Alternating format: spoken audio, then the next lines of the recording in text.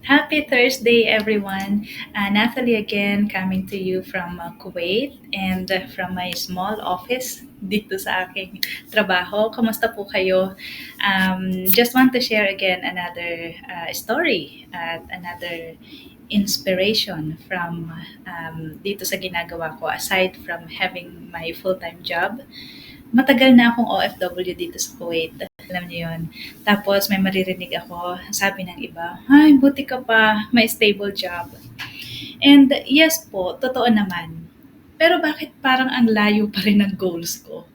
Alam niyo yun, kung naririnig ninyo yung ibang mga videos ko or nakita na ninyo yung ibang mga videos ko, ako yung tipo ng tao na marami pa akong gustong gawin sa buhay. Kasi ever since na nakagraduate ako and when my son came along, nagtatrabaho na lang talaga ako.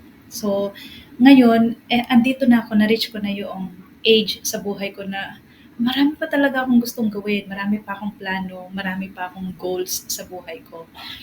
Pero ganun pala 'no, 'pag sweldo lang ang inaasahan mo, minsan sapat, pero madalas kulang. Until I tried something new.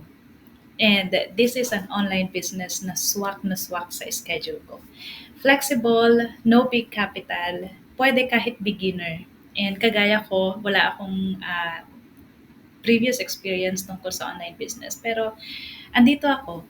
Kaya kung ikaw din ay working abroad or isang working parent, as isang single mom, o kahit ano pa man ang estado mo sa buhay na may malaking pangarap kagaya ko, just message me, paano ba yan sis?